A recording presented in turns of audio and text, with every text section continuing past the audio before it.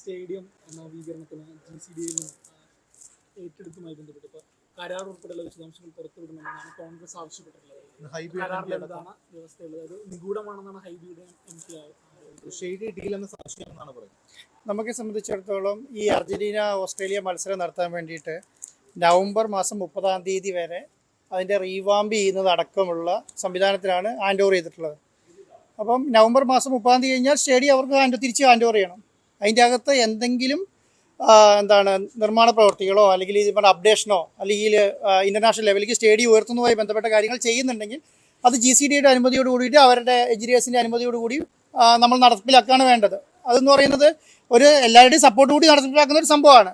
ഈ നവംബർ മാസം 30 ശേഷം ഇത് നമ്മുടെ കയ്യിൽ ഉണ്ടോ എന്ന് ചോദിച്ചാൽ നമ്മുടെ എല്ലാ സ്റ്റേഡിയം അതിലേക്ക് അപ്പുറത്തേക്ക് കൊണ്ടുപോകാനായിട്ട് ഉദ്ദേശിച്ചിട്ടില്ല. നമ്മളെ സംബന്ധിച്ചിടത്തോളം നവംബർ 30 വർക്ക് തീർത്ത് സ്റ്റേഡിയം കളിക്ക് അനുയോജ്യമായ രീതിയിൽ ഹാൻഡ് ഓവർ ചെയ്യാന്നുള്ളതാണ്. 17 കളി ഉണ്ടായിരുന്നെങ്കിൽ കളിക്ക് ശേഷം അത് കണ്ടിന്യൂ ചെയ്തേനെ. 17 ശേഷം കളി ഉണ്ടെങ്കിൽ ആ കളിക്ക് മുൻപ് വർക്കുകൾ മുഴുവൻ തീർത്ത് നമ്മൾ 17 കളി കളിച്ചതിന് ശേഷം നമ്മുടെ കളി കഴിഞ്ഞാൽ അവസാനം അവർക്ക് ഹാൻഡ് ഓവർ ചെയ്യാന്നുള്ളത് മാത്രമേ ഉള്ളൂ. ഇപ്പോഴത്തെ അജണ്ട എന്ന് പറയുന്നത് നവംബർ മാസം 30 ഈ സ്റ്റേഡിയത്തിന്റെ മുഴുവൻ വർക്കും പൂർത്തീകരിച്ച് സ്റ്റേഡിയം ഹാൻഡ് ഓവർ ചെയ്യും. ഇതാണ് ഇപ്പോൾ തീരുമാനിച്ചിട്ടുള്ളത്. ഇത് എന്തെങ്കിലും രേഖയുണ്ടായിരുന്നു? MOU എന്തെങ്കിലും ധാരണാപത്രം? നമ്മളെ സംബന്ധിച്ചിടത്തോളം നമുക്ക് ഈ അർജന്റീന അസോസിയേഷനുമായി ബന്ധപ്പെട്ട് അല്ലെങ്കിൽ ഫുട്ബോൾ കളിയുമായി ബന്ധപ്പെട്ടിട്ട് ഇതൊരു ഗവൺമെൻറ് പ്രൊജക്റ്റാണ്. ഗവൺമെൻറ് പ്രൊജക്റ്റിൻ്റെ അകത്ത് ഞാൻ രണ്ടാമത്തെ സ്പോൺസറാണ്. ആദ്യം ഒരു സ്പോൺസർ ഉണ്ടായിരുന്നു, അവർ പിന്മാറിയതിന് ശേഷം ഞാൻ രണ്ടാമത് സ്പോൺസറാണ്. അപ്പോൾ ആ സംവിധാനത്തിൻ്റെ അകത്ത് ആ സ്പോൺസർ വന്നതിന് ശേഷം ആദ്യം തിരുവനന്തപുരം സ്റ്റേഡിയം തീരുമാനിക്കുന്നു, അത് കഴിഞ്ഞ് കൊച്ചി സ്റ്റേഡിയത്തിലേക്ക് കൊണ്ടുവരുന്നു. തിരുവനന്തപുരം സ്റ്റേഡിയം തീരുമാനിക്കുമ്പോൾ അതൊരു ക്രിക്കറ്റ് സ്റ്റേഡിയം ആണെന്ന് എല്ലാവർക്കും അറിയാവുന്നതുകൊണ്ടും അതിന് FIFA റാങ്കിങ് കിട്ടാൻ ബുദ്ധിമുട്ടായതുകൊണ്ടാണ് കൊച്ചി സ്റ്റേഡിയം തീരുമാനിക്കുന്നത്. കൊച്ചി സ്റ്റേഡിയത്തിന് FIFA അപ്രൂവൽ ഇല്ലാത്തതുകൊണ്ട് FIFA അപ്രൂവൽ കിട്ടുന്നതിന് വേണ്ട നിർമ്മാണ പ്രവർത്തികൾ നടത്തി അത് FIFA ഇന്റർനാഷണൽ സ്റ്റാൻഡിലേക്ക് ഉയർത്തണം. അത് ഉയർത്തുക എന്ന് പറയുന്നത് ഈ പറഞ്ഞ ഒരു മാസം കൊണ്ട് ചിലപ്പോൾ നടന്നോണില്ല എന്ന് ചോദിച്ചപ്പോഴാണ് എന്നോട് ഇത് നടത്താൻ കഴിയുമോ എന്ന് ചോദിക്കുന്നത്. ആ നടത്തിലാക്കാൻ കഴിയുമെന്ന് ചോദിച്ചാൽ നമ്മളത് നടത്തുന്നില്ല. അല്ലാതെ എനിക്കിതിനകത്ത് അജണ്ടയില്ല. ഇപ്പം ഞാൻ വിചാരിക്കുന്നത് ഈ RBC റിപ്പോർട്ടർ ബ്രോഡ്കാസ്റ്റിംഗ് കമ്പനി ഇത് നടപ്പിലാക്കിയിട്ട് ഇതിൽ എന്താ ലാഭം അങ്ങനെ ഒരു ലാഭം കൊയ്യാൻ ഉദ്ദേശമില്ല. കാരണം ചില ആൾക്കാർ അങ്ങനെയായിരിക്കും കണ്ടിട്ടുണ്ടാവുക. കേരളത്തിൽ പണം മുടക്കുന്നവരെ മുഴുവൻ ലാഭം കൊയ്യുന്നവരായിട്ടായിരിക്കും കണ്ടിട്ടുണ്ടാവുക. അങ്ങനെ ശൈലിയായിരിക്കും ഉദ്ദേശിച്ചിട്ടുണ്ടാവുക. പക്ഷെ എൻ്റെ മനസ്സിലെന്താണ്, ഞാൻ ഇറങ്ങി തിരിച്ചു തന്ന പരിപാടിയാണ് കേരളത്തിലൊരു ഇന്റർനാഷണൽ ഫുട്ബോൾ മത്സരം കൊണ്ടുവരണം. കേരളത്തിലെ ഫുട്ബോൾ ഡെവലപ്പ് ചെയ്യണം, സ്പോർട്സ് ഡെവലപ്പ് ചെയ്യണം, ടൂറിസം ഡെവലപ്പ് ചെയ്യണം. അത് തന്നെയാണ് എൻ്റെ ഉദ്ദേശം. ആ ഉദ്ദേശത്തിനോട് ഞാൻ പണം മുടക്കിയിട്ട് എനിക്ക് നഷ്ടം പറ്റാൻ ഞാൻ സഹിച്ചോളാന്ന്. കാരണം കളി നടന്നില്ല, എനിക്ക് വലിയ നഷ്ടം ഉണ്ടാവും. ആ നഷ്ടം ഞാൻ സഹിച്ചോളാം. എന്നെ സംബന്ധിച്ചിടത്തോളം ഒരാളുടെയും ഒരു പൈസ ഞാൻ വാങ്ങിയില്ല, ഒരു ടിക്കറ്റ് വിട്ടിട്ടില്ല, ഒരു സാധനം ഞാൻ ചെയ്തിട്ടില്ല. എന്നെ സംബന്ധിച്ചിടത്തോളം കൊച്ചി ഇന്റർനാഷണൽ സ്റ്റേഡിയത്തെ ഉയർത്തുക എന്നുള്ളതാണ്. ഈ സ്റ്റേഡിയത്തിൽ എന്തെങ്കിലും വർക്കിന് അപാകത ഉണ്ടെങ്കിൽ നിങ്ങൾ ചൂണ്ടിക്കാണിച്ചോ, അതും കൂടെ ഈ 31 തീർക്കും.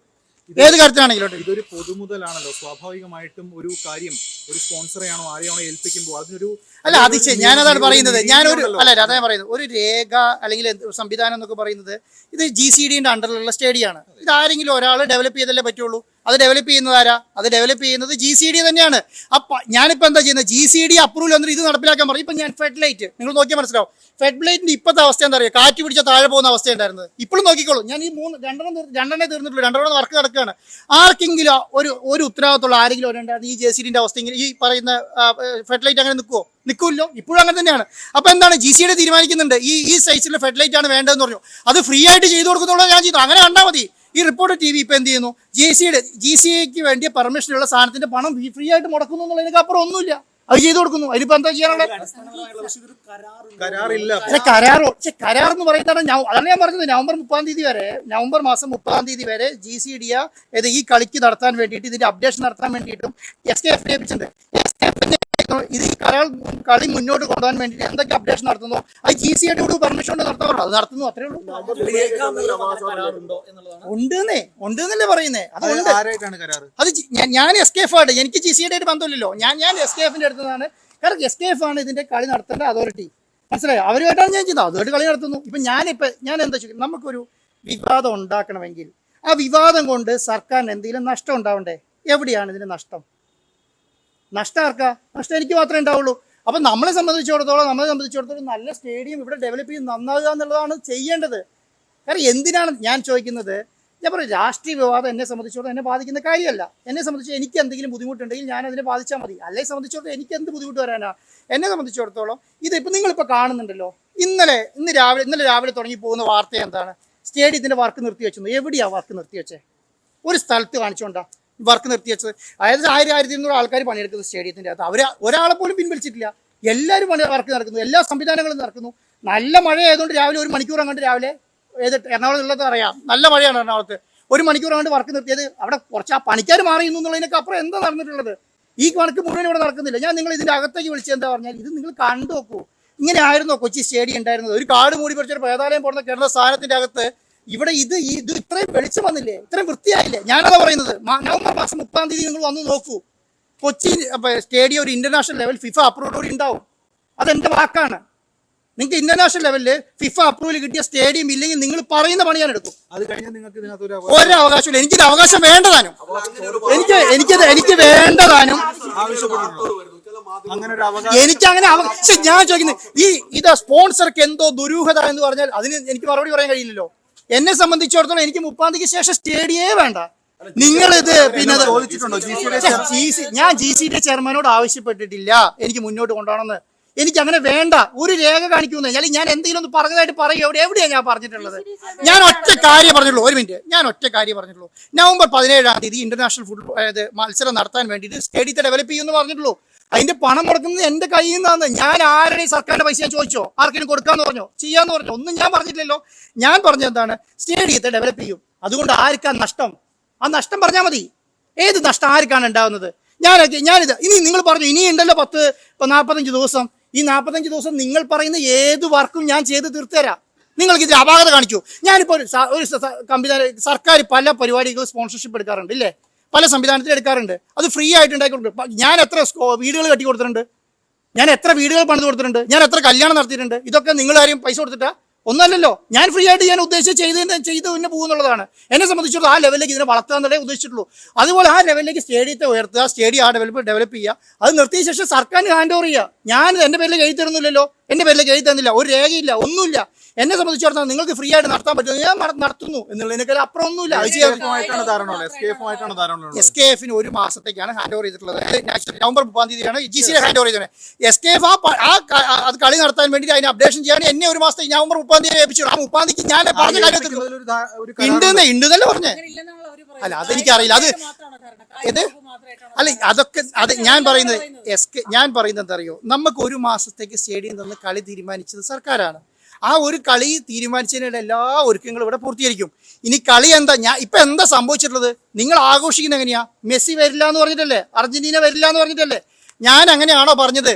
ഞാൻ പറഞ്ഞെന്താ, മാർച്ച് മാസത്തേക്ക് കളി മാറ്റി വെക്കുമെന്ന് മാത്രമേ ഞാൻ പറഞ്ഞിട്ടുള്ളൂ. അതിനപ്പുറത്തെ അടുത്ത മാസത്തേക്ക് കളി അല്ലെ? ഒരു മിനിറ്റ് എന്താ 100% ഉറപ്പുള്ളതുകൊണ്ടാണ് ഉണ്ടെന്ന് പറയുന്നത്.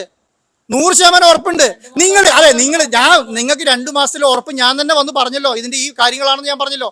എന്നെ സംബന്ധിച്ചിടത്തോളം എന്താ, ഈ അർജന്റീന ഫുട്ബോൾ അസോസിയേഷനും ഓസ്ട്രേലിയയുമായിട്ടുള്ള ധാരണ ഉണ്ടാക്കി നമുക്ക് ഫിഫ അപ്രൂവൽ കിട്ടിയിട്ടില്ല. ഫിഫ അപ്രൂവൽ അടുത്ത ഡേറ്റിനുള്ളിൽ ഈ വർക്ക് കംപ്ലീറ്റ് ചെയ്ത് എടുക്കും. എന്നിട്ട് കളി നടത്താൻ വേണ്ടി ശ്രമിക്കും, അല്ലെങ്കിൽ കളി നടത്തും. ഞാൻ എന്തായാലും 2-3 ദിവസത്തിനുള്ളിൽ ക്ലാരിറ്റിയോടുകൂടി ഇത് പറയും. ഇനി ഉണ്ടോ ഇല്ലയോ, ഉണ്ടെങ്കിൽ ഉണ്ട്, ഇല്ലെങ്കിൽ ഇല്ല. മെസ്സി വരുമെങ്കിൽ ഇല്ല. ഇനി മെസ്സി വരുമെങ്കിൽ അർജന്റീനയെ കൊണ്ട് തന്നെ അവരെ കൊണ്ട് പറയിപ്പിക്കും. മാർച്ച് മാസം വരും എന്ന് പറയുമ്പോൾ നവംബർ 30 വരെയുള്ള അല്ല, അത് കഴിഞ്ഞിട്ട് അത് സർക്കാരാണ് തീരുമാനിക്കേണ്ടത്. ഞാൻ എന്താ ചെയ്യുന്നത്? ഞാൻ ഈ പണി വർക്ക് തീർത്തിട്ട് സർക്കാരിന് ഹാൻഡ് ഓവർ ചെയ്യും. സർക്കാരിന് സൗകര്യം ഉണ്ടെങ്കിൽ തന്നാൽ മതി. സർക്കാർ പറയാം ഇനി അർജന്റീനെ കൊണ്ടുവരണ്ട, മെസ്സിനെ കൊണ്ടുവരണ്ട, കളി നടത്തണ്ടെന്ന് പറഞ്ഞാൽ ഞാൻ നിർത്തി അവസാനിച്ചോട്ടെ. എനിക്ക് ആ നഷ്ടം ഞാൻ സഹിച്ചു. ആ നഷ്ടം സഹിച്ചു. അത് ഞാൻ സഹിച്ചു. ആ പൈസ എന്നെ പൈസ കൊടുക്കും.